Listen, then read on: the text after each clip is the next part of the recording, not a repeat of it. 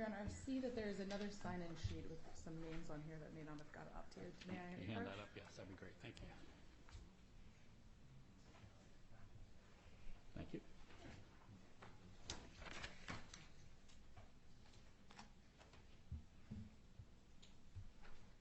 Good afternoon, Your Honor. May it please the Court. Kim Brown from Landis Rath & Cobb, appearing today on behalf of FTX Trading Limited and its various debtor affiliates. Your Honor, as set forth in the recently filed amended agenda, there are several matters that have been adjourned. Those are items 1 through 5.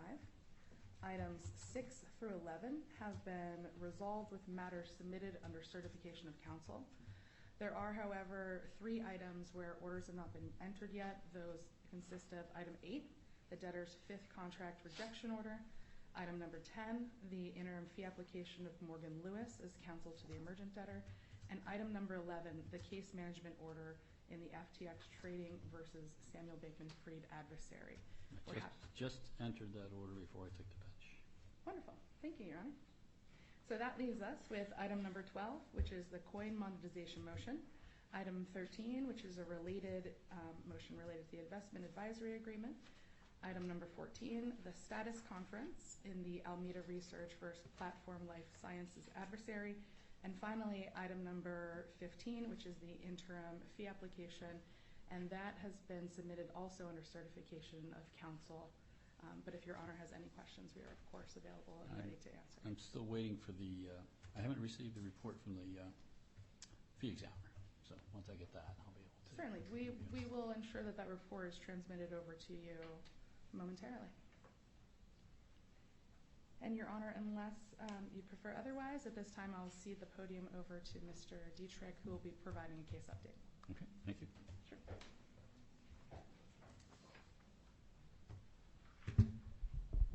Good afternoon, Your Honor. Andy Dietrich, Sullivan and Cromwell. I have, I think, qualified good news, or the beginnings of good news, I hope. We, as Mr. Gluckstein mentioned in the last omnibus hearing, are now, after filing our draft plan July 31, in what I would call the active stage of plan discussions and negotiation. We released publicly on Monday morning a fairly comprehensive deck of materials about the debtor situation and case, consistent with what we tried to do in the case, periodically providing more comprehensive public reporting than I think has been standard for debtors, given the number of people who are following what we do.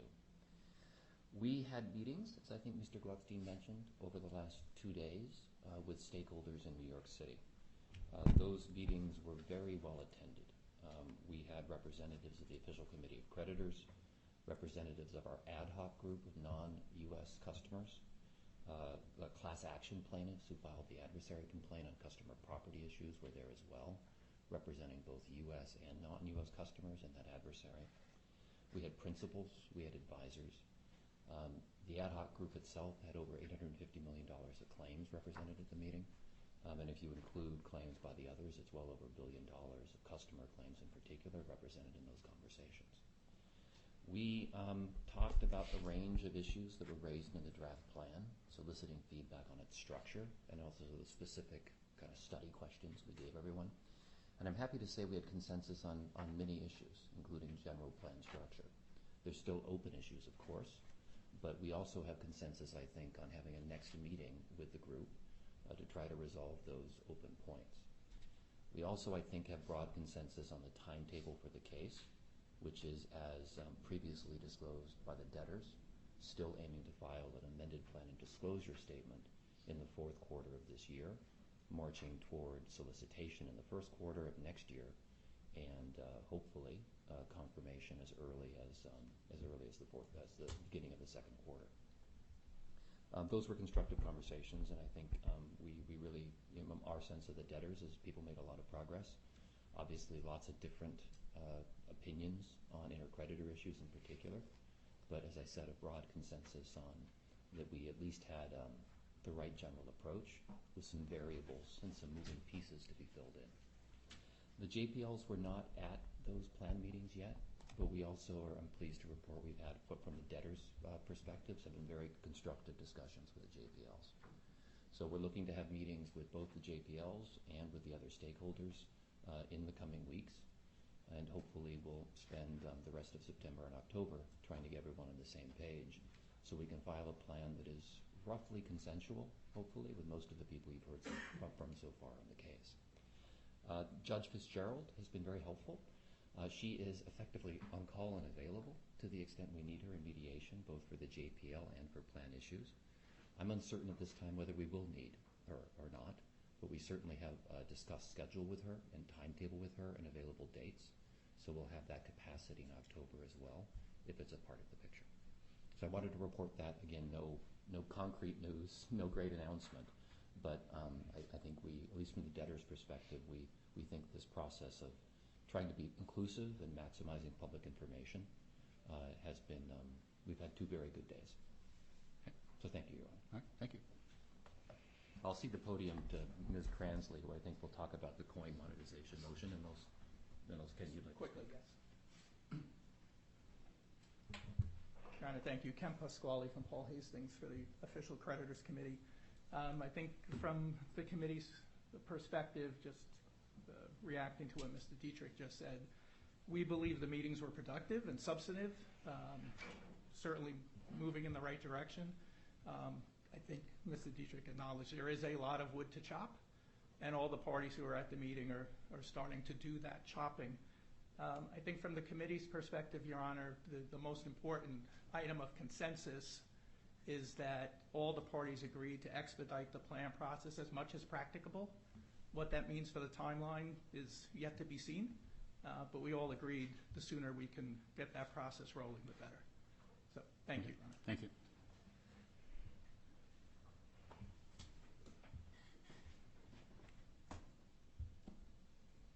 Good afternoon, Your Honor. I'll address items number 12 and 13 on the agenda, which is the coin monetization and the related motion to authorize the debtor's entry and performance into the Galaxy Asset Management Agreement. Your Honor, we filed revised forms of order yesterday evening and this morning. As you see from both of the revised forms of order. And this afternoon. Yeah, and this afternoon. Yes, right before the hearing. I think as you can see from the orders, there was a lot of redlining, but this is reflective of the fact that we have worked very closely with all of the parties, the U.S. trustee, the creditors committee, the ad hoc committee, Galaxy, the SEC, and numerous other parties who reached out, both prior to and after we filed the motion. We're pleased to report that, as far as we're aware, everyone's concerns and questions have been addressed in the form of order that we filed right before this hearing, as well as for the Galaxy retention order, the order that was filed last evening. Does that include the 2 pro se claimants who filed letters to the court, which I took as objections to the motion? We have not heard from those pro se claimants. They have not reached out to the debtors, and so we have not had any contact with them other than seeing their letter filed on the docket yesterday evening. Okay. I do have a question about the motion as it relates to those objections from the pro se claimants. Because it's a fundamental issue, I think. When the debtor's motion talks about monetizing the debtor's digital assets, those objections raise a question about whether or not certain digital assets that the debtor holds are the debtor's digital assets. How is that being addressed by the motion? Your Honor, the debtor's view is that digital assets that we are selling, which may include the assets that are alleged in those claimants' objections, are assets of the debtors. That from the debtor's perspective, those claimants have not asserted or demonstrated any evidence or commenced any actions to demonstrate their property interest in that property, or the fact that that property interest is traceable specifically to them. We have also had extensive discussions with both the ad hoc committee as well as the class action plaintiffs on these points, and our understanding is that they both support the relief that we've requested. Wasn't there correct me if I'm wrong, wasn't there an adversary proceeding initiated by the ad hoc committee about whether or not the digital assets belong to the debtors or not? Yes, Your Honor. And that hasn't been resolved yet. That has not been resolved, Your Honor, and we understand that they support the relief that we're seeking in this motion. Well, I need to hear from the ad hoc committee. How is that so? How do I say I can enter this order that the debtors can just sell assets that might not belong to them, according to your complaint? Your Honor, Matthew Harvey from Morris, Nichols, Arch, Centano on behalf of the ad hoc committee of non-U.S. customers of FTX.com. Your Honor, I don't As the debtor opened the hearing with, there were productive discussions over the past couple of days on the substance and contract of plan, as well as the committee highlighted, the timing of a plan. And we are hopeful these issues will be resolved in a value-maximizing way for FTX.com customers in connection with the plan. Without prejudicing those discussions and the confidentiality of those discussions, we are supportive of this motion at this time as a way to preserve and maximize value for the debtors' estates, given the information we've been privy to and given the status of these cases. And I'll pause to, Your Honor, and see if my co-counsel, Aaron Broder, who's on the phone, has anything to add on that. Well, let me ask, is there a way to know, I assume there is because we're talking about crypto assets here, which are supposed to be traceable. So are these assets traceable to someone who specifically deposited them with FTX Trade? I'm going to defer to Mr. Dietrich on that because I think he's going to have a strong view on it one way, and then I can respond as well, Your Honor. Right. So I'll cede the podium to the debtor in the first instance, and then I can rise to the extent further necessary. Okay.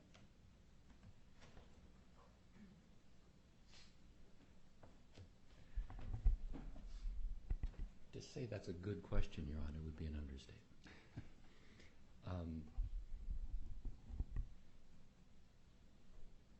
The easiest way to address this is to acknowledge that the customer letters don't actually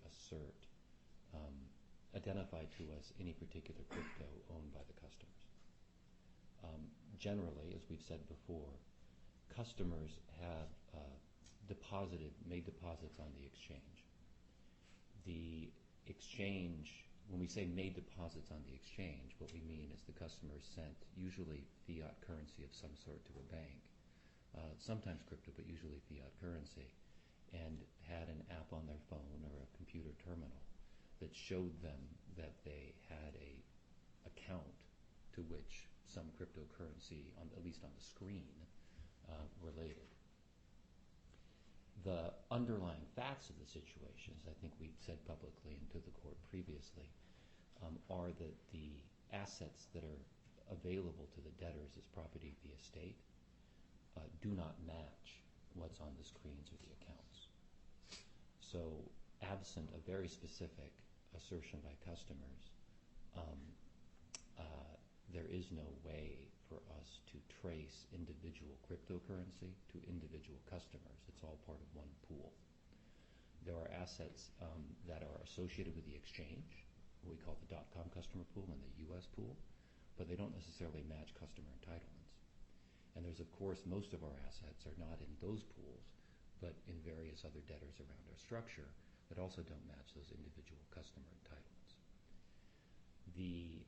I think as Ms. Cransley said, the most important thing is that to the extent the customers have an objection to the relief that we're seeking today, the burden is on them to show an interest in property or to specify with particularity what property of ours they're actually stating would belong to them.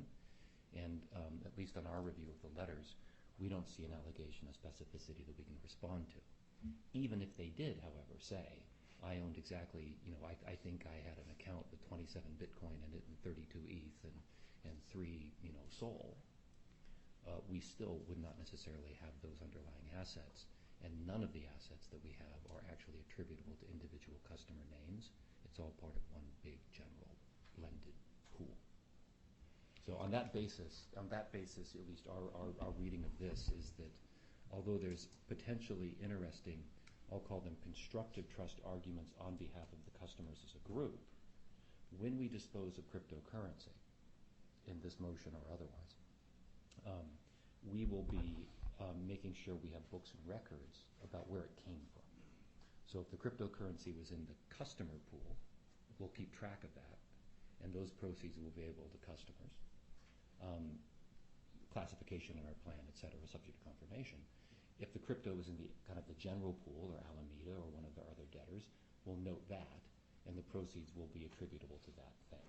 So again, to the extent the customers have an interest in property, as a group, we'll be able to say where the proceeds will go, but we're not to a point where we think there's any evidence whatsoever that a customer has a unique entitlement to the particular cryptocurrency we're selling. We're not, for example, selling NFTs, which are individually unique. We're only selling these assets that are at most kind of a fungible bulk, if that makes sense. Well, I guess I understood from the beginning of the case that customers could deposit their crypto assets with the debtor, at least FTX trading, and that there was a term of service that said that those crypto assets remained the assets of the party who was depositing them, and they did not become the property of FTX trading. Is that not correct? It's not precisely correct. I mean, I think people can read the terms of service for the U.S. and internationally in different ways. There's contradictory language in those terms of service, as I think has been pled in the. I know there's issues about it, but my concern is that issue hasn't been resolved. Well, no, that issue has not been resolved. But it is true that customers could deposit cryptocurrency just like they could deposit cash.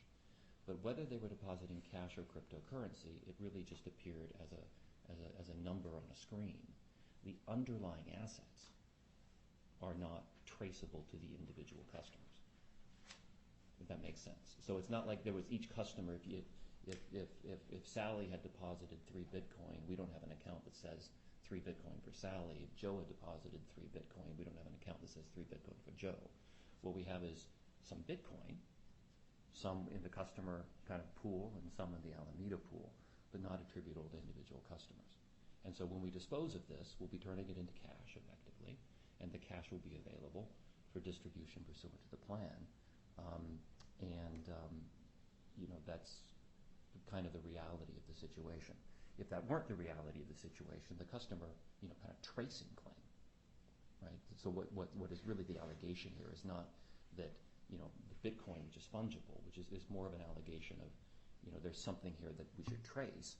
That tracing argument, of course, is infinite in its capacity. That would apply to every asset in the estate at some level. But a customer could say, I know I have 3 Bitcoin on the exchange. Might not know which particular Bitcoin it is, but there's 3 Bitcoin on the exchange that belongs to me. That's their argument. And I want it back. I want the Bitcoin back. I don't want the cash. I want the Bitcoin back because I think that's more valuable to me. How do I deal with that? Well, I think that, again, I would say that the burden of proof is on the customer to prove an interest in property, and there's been neither a specific allegation nor the assertion of an interest in property. Okay. Let me hear from the committee because you guys represent these people. What's the committee's view? Good afternoon, Your Honor. Erez Gilad, Paul Hastings on behalf of the Official Creditor Committee. I think it's fair to say that until now the committee hasn't adopted a formal view. We haven't interpled as of yet in the pending adversary proceeding that Your Honor alluded to earlier. I would say this. Building off of what counsel just mentioned, the assertion of a property interest is specific to the specific property held. So stated differently, it's a customer-by-customer, account-by-account basis. And just to amplify the point that counsel was making, so far there's only been one formal pleading as to the assertion of a property interest, which is that suit that was referenced by Your Honor, the adversary proceeding filed by the ad hoc committee. That group, though, is in support of this motion. So they are clearly comfortable that net, the relief sought in the motion yields, I would say, an incremental value to their position relative to the estate. The overall concern that we have is that the debtors have a substantial multi-billion-dollar token portfolio available to them right now. And they want to be in a position to maximize that value, to de-risk their token portfolio, and ultimately to dollarize the tokens so that they can maximize cash distributions at the end of the case. And in order to implement best practices, they retained an investment advisor to do that over an appropriate period of time, utilizing a value maximizing strategy. And to do that, we need to begin that process now. Were the debtors forced to wait on the relief that's being requested, they would be forced then, if they were to try and facilitate cash distributions to the estate, they'd be forced to monetize a significant portion of digital assets over a shorter period of time, which we are concerned could result in less optimal pricing. So from our perspective, we do think the court has before it the necessary support from the parties that have actually asserted the actual property interest. And in terms of what is in the overall net benefit of the estate, we do think the relief is appropriate at this time. Okay, thank you. Thank you, Your Honor. Did the ad hoc committee want to say anything further?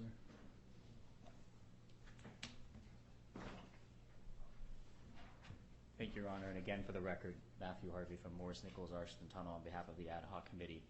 Well, we don't necessarily agree with everything the debtor said about the traceability of property interests or the creditors committee in the context of where we are with our litigation, including, if you, and Your Honor probably has not studied our complaint, but including that the one of the ways in which the complaint is pled is in a what I'll colloquially call to as a pooled or common pool trust theory, based on the issues the official committee highlighted about the need to dollarize these assets and liquidate them in a market favorable way and over an appropriate period with the assistance and expertise of experts in the area. We are supportive of the motion at this time. Okay. All right. Let me ask, before I come back to you, Mr. Diederich, I think one of the pro se claimants is on the line here. He's listed as Sam Customer. Are you one of the pro se claimants who filed the letter with the court?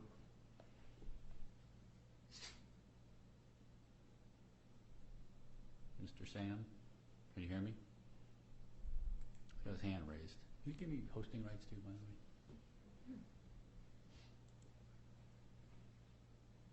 Okay, he's not going to answer. All right. Are either of the two pro se claimants who filed letters with the court on the line?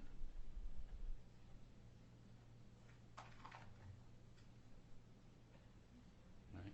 I hear nothing. Okay, Mr. Diederich, back to you.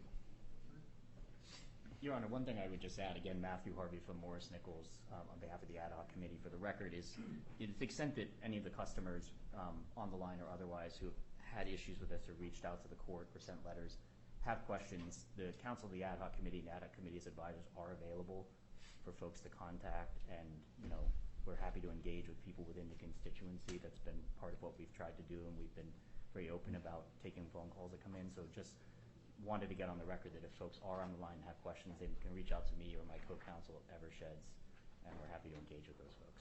Okay, excellent, thank you. Your Honor, I have a couple practical solutions, if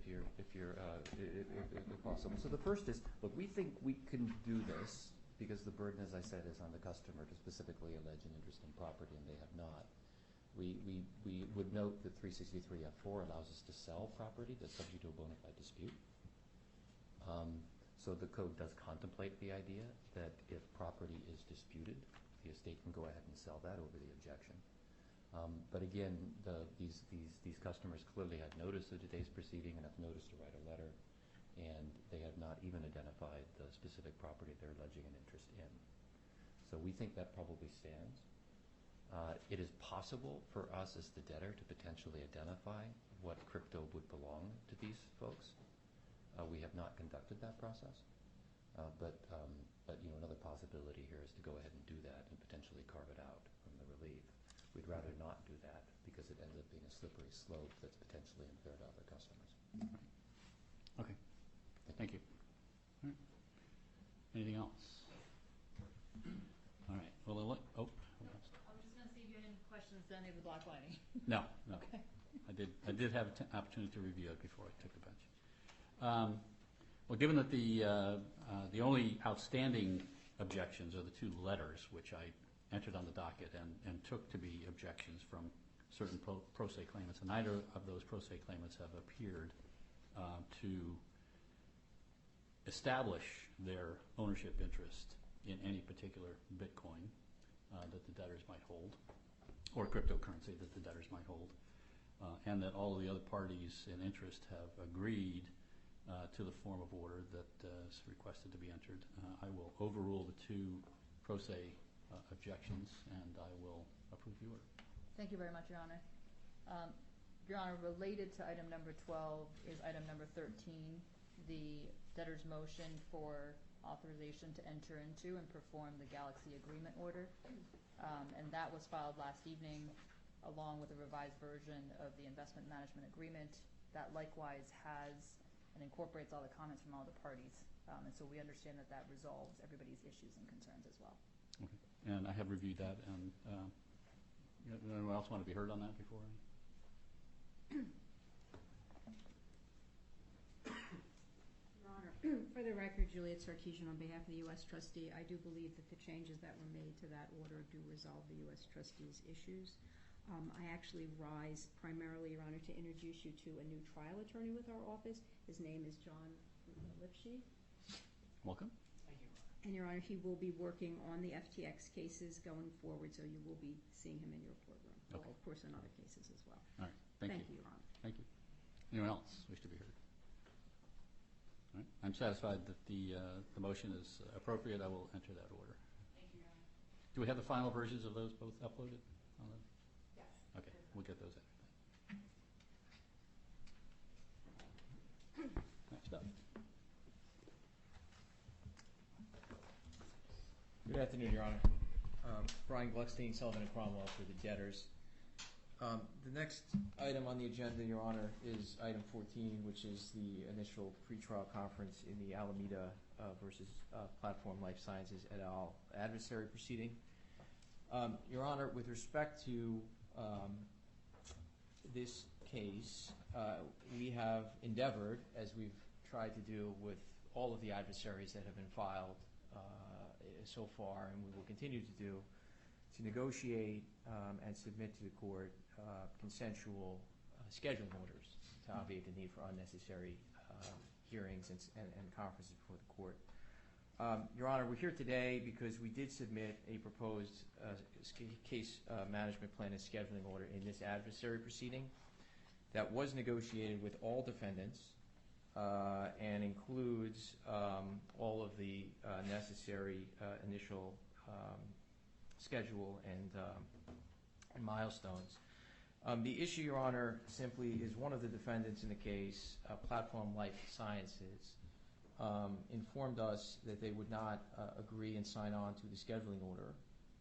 As we understand it, and there's a provision that addresses a negotiated briefing schedule that was contemplated in this order, that Platform Life Sciences intends to file a motion to dismiss on the grounds that the court lacks personal jurisdiction over this defendant.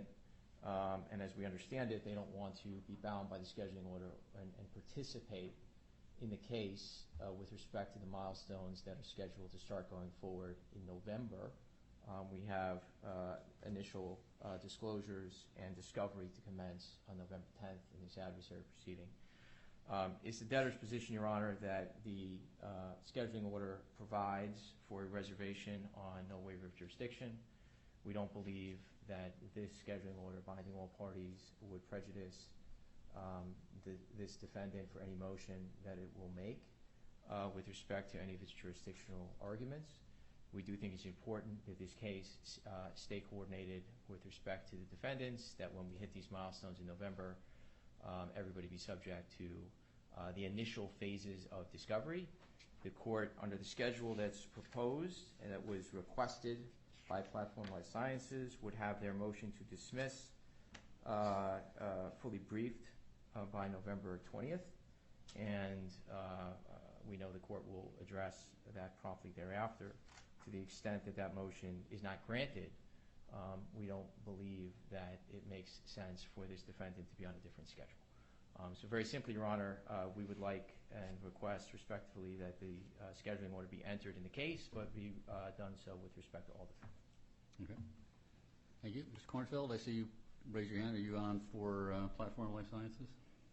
I am indeed, Your Honor. Thank you so much. For the record, Alan Kornfeld, Pachowski, Stang, Zeal, and Jones, for actually two defendants. There's Platform Life Sciences Canada. Mr. Kornfeld, I'm going to ask you to you're a little hard to hear. I can hear you okay, but I think other people in the courtroom might not be able to hear you. How is this, Your Honor? Is this better? It's about the same.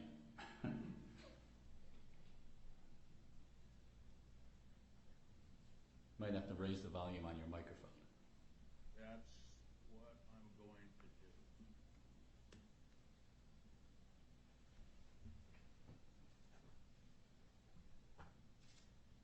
How is this, Your Honor? That's better.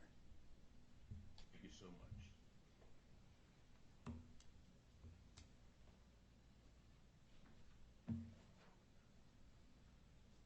So as I was saying, Your Honor, there are actually two Platform Life Science defendants that are merged together in paragraph 21 of the complaint.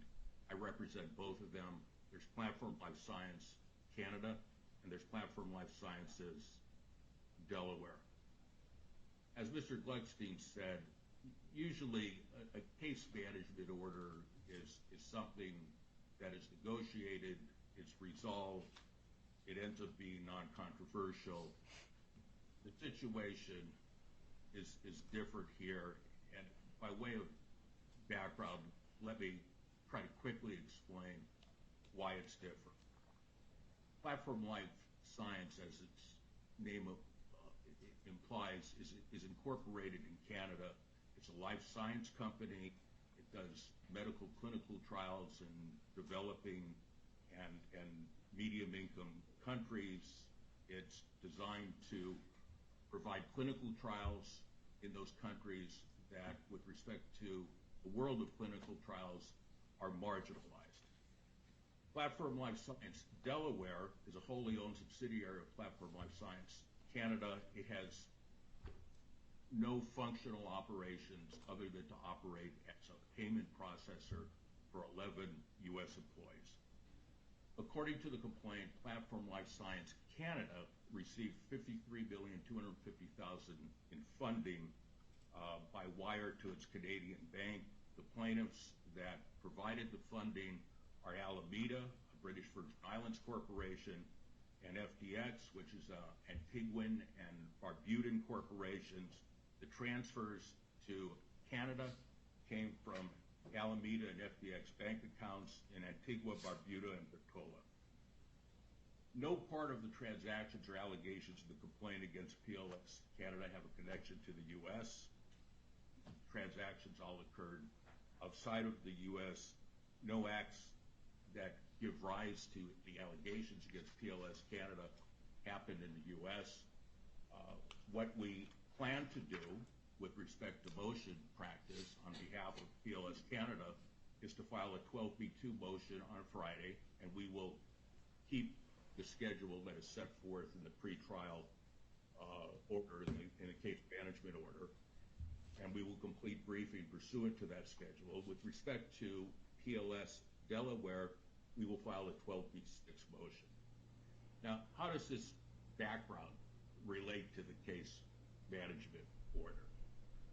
The problem we face is the problem of waiver of the personal jurisdiction defense. The Third Circuit in In-Re Asbestos Products Liability Litigation, a 2019 case, and the Supreme Court in, for example, Insurance Corp of Ireland versus Company de Bauxite, which is a 1982 Supreme Court case.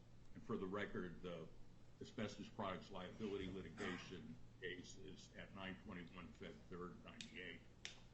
The Third Circuit explained in that case that the law is clear with respect to personal jurisdiction, that words alone are insufficient to preserve a personal jurisdiction defense where conduct indicates waiver, and defendants can forfeit the defense even though that conduct is involuntary. And the court goes on to say, in essence, words don't matter. Saying I want to preserve, I reserve all rights with respect to personal jurisdiction doesn't do it. Courts said behavior that is consistent with waiver and which indicates an intent to litigate the case on the merits is sufficient to constitute waiver, regardless of whether the parties also express an intent to preserve the defense. Well, we've expressed to the debtor the intent to preserve the defense, and we'll express that to the court in the motion that will be filed on Friday. But turning to the case management order, the case management order explicitly, not implicitly, explicitly requires PLS Canada to litigate the case on the merits. And if we sign on to that case management order, we have indicated the intent to litigate on the merits. We've said we're going to make initial disclosures, we're going to engage in document discovery, we're going to engage in deposition discovery, we're going to go to a mediation, we may make a summary judgment motion. We're litigating on the merits. And when we sign on to that order, we're indicating an intent to litigate on the merits. So despite the words in the case management order, which arguably, if not somewhat weakly, seem to say there is some preservation of jurisdiction, but it's more, when you look at the reference, it's more geared to stern jurisdiction than personal jurisdiction. But even assuming the words in the case management order are a reservation of rights, that is not enough. So here's the workable solution to this conundrum that we're in. We're going to comply with the briefing schedule that is set forth in the case management order. That briefing schedule, subject to the court's availability, would allow us, again with court approval, to have a hearing on the motions on the December omnibus. Frankly, after that hearing, we can have a status conference. We can figure out where we are based on what the court decides, and either the case, at least with respect to PLS Canada, may be someplace else, or if it's in this court, we may not have the waiver problem that we would have at the present time. So that's our explanation of why we are where we are here, and the proposed solution doesn't appear to prejudice the debtor, because the case management order with respect to other parties pushes briefing out until later in this year. The only thing we would really not be doing that is contemplated in the case management order is making our initial disclosure and engaging in the document discovery. Your Honor, that's the reason, again, we are where we are. I'm happy to answer any questions. Well, I'm here from the debtors to see what the response is. Thank you, Your Honor. Brian Gluckstein for the debtors. So I'm not going to respond on the merits of the personal jurisdiction motion. We'll address that in due course. Suffice to say, we disagree. We believe the court does have jurisdiction over the PLS defendants. With respect to this issue, Mr. Kornfeld hits on the issue on the head. We believe that, and this could be briefed if Your Honor would like, but we do believe that the case law is clear, that it is a question of what is the level of engagement of the defendant. The schedule that's been set out here, and the Third Circuit case in asbestos products liability litigation make very clear, when you read that case, Your Honor, that the facts and circumstances of that case were very unique to that situation. Here the question is whether or not all the defendants will be commencing the litigation, pursuing the initial disclosures, and importantly, starting discovery on schedule. The schedule that's reflected in the motion for the briefing of the 12B2 motion was agreed to in the context of these defendants being part of this schedule. To the extent that they're not going to be part of this schedule, Your Honor, we would like their motion heard more swiftly, and on the schedule, we would actually propose that they proceed quicker on the schedule set forth in the rules. But Your Honor, we think that all defendants should proceed together. Document discovery should commence together. The service and response to document discovery while their motion is being considered by the court and heard we do not believe waives their defense. We think that defense is preserved, and we think that it's important for this case, for all defendants, and for the plaintiffs, to begin moving this case forward in lockstep together, Your Honor. Thank you. Well, I agree. I think the motion, Mr. Kornfeld, you said you're going to file your motion to dismiss on Friday? This Friday? Yes, Your Honor. Yes, Your Honor. And why can't we move up speed up the briefing and get this heard before the end of October instead of the end of November? From our perspective, Your Honor, that's what we would propose to do. If we think the simplest thing to do is, as we propose, to have everybody bound by the order and to proceed on the schedule. But I agree, Your Honor.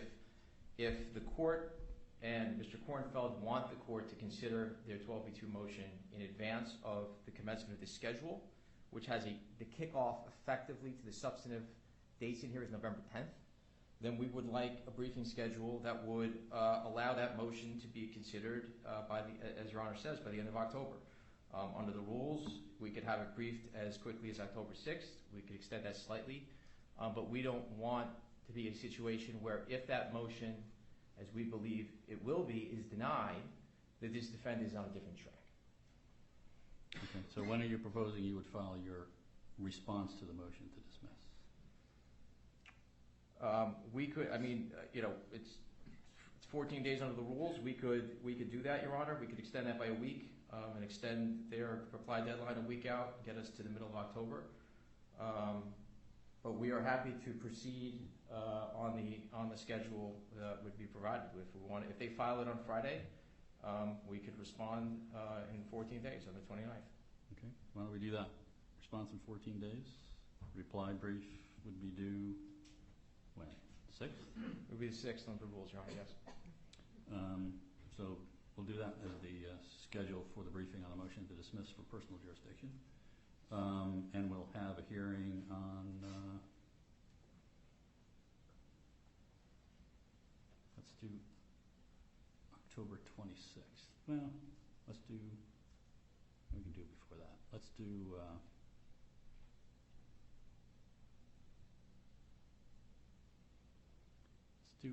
October 19th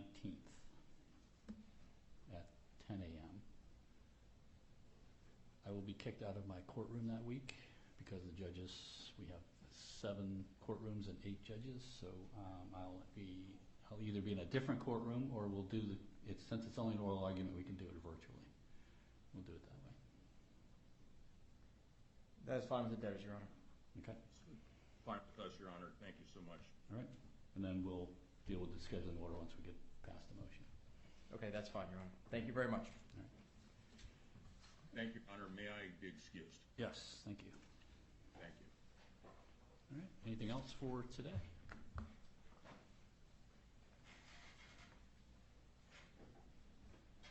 Your Honor, very briefly, Mark Hancock of Godfrey & Kahn on behalf of the fee examiner.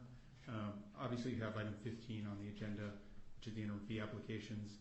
As Ms. Brown said, there's been a certification of counsel filed.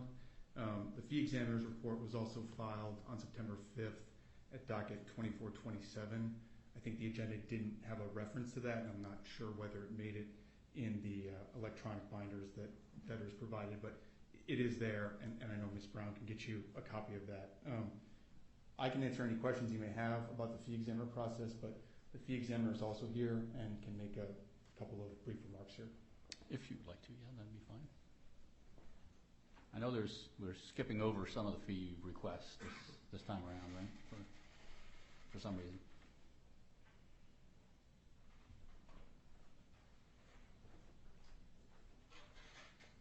Thank you, Your Honor. Catherine Stadler of Godfrey & Kahn, the fee examiner in these proceedings. Yes, we are skipping over, or I should say, holding in abeyance 2 interim fee applications because we are in productive discussions with those professionals, exchanging information that may well resolve the concerns that we've articulated. If that should happen, we will work with local counsel for the debtors to submit appropriate orders under a certification process or in some other way if those issues get resolved. I did want to note just because we came all the way here from Wisconsin, that I should stand up and introduce myself and just tell you a little tiny bit about our process.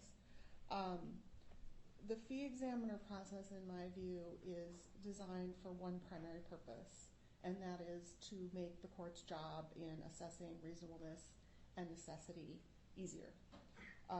If there is anything that we could do that would make that job easier that we are not doing, we're happy to hear that feedback from you, whether that's data, teeing up disputed issues on a real-time basis, reporting formats, anything that we can do to make that job easier, we're happy to do. The issue of the reserved issues, and since you didn't get the report for some reason, you probably haven't read about this yet, but what we attempted to do in our current report is to identify specific issues on which the fee examiner reserves rights to revisit the issue at the conclusion of the case or at a later interim fee hearing. The reason for that is because of my assumption, and my dad told me never to do that, but I assumed that Your Honor and the parties would prefer to have disputed fee issues dealt with when there aren't so many other moving parts in the case. I also believe that there is a decent chance with some of these reserved issues that watching the case play out over time could change my view and would alleviate the need for any contested proceeding at all. So for that reason, we have tried to delineate in our report with respect to those applications that are recommended for approval that there are some issues in those applications that we do need to continue to address at an appropriate time. Of course, everyone always has the right to object to a final fee application, and all issues are technically always reserved, but the course of dealing of parties in these Chapter 11 cases tends to be the expectation that issues will be aired and resolved on an interim basis. Here, the interim fee periods are only 3 months long, and our reporting cycle is 45 days. So it doesn't give a lot of time for a long view of some issues that really require a long view. And so with that, I just wanted to point out to Your Honor that that's the way we have structured this report and our process. We're trying to be thorough without being picayune. We're trying to be responsive without being beholden to professionals or anyone else. And we're trying to be thorough but not overblown. And if at any point we're not walking that line correctly, I hope Your Honor will let us know and know that we will respond appropriately. Thank you. No, I'm happy with the reports that I've seen so far. I think everything is going appropriately, and I think your approach is the right approach, so that we don't have to, we can reserve some of these issues if we need to for the long-term view, as you said, and just so we're not getting jammed up on fee disputes in the middle of other issues that are going on in the case. So I'm happy with the way things are going. So I'm not sure what happened with the report. I don't know why it wasn't brought to my attention. I don't know, somehow, but we'll figure that one out. Do you want to address that, Kim? Okay, thank you. I'll step down. Thank you, Okay, Your Honor. thank you.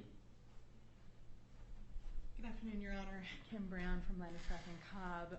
The report was submitted in connection with the interim fee binder and index that was provided last Wednesday. Okay. And I think what might be helpful going forward, if Your Honor would like, perhaps once the fee report is filed, we submit that separately and then also include it with respect to the binder, so you have it in both places, but it doesn't get lost in the shuffle. And since the hearing has started, we've also emailed a copy to Chambers and included Ms. Stadler and Mr. Hancock on that transmission. All right, that's fine. That would work better, I think. Certainly, happy to do. There's a lot of paper gets filed in there. I am very aware, Your Honor, and happy to assist Chambers however we can. All right, thank you. Thank you. All righty. Anything else for today? All right. Thank you all very much. I appreciate the update. I appreciate the arguments of counsel, and we are adjourned. Everyone have a good weekend. Thank you.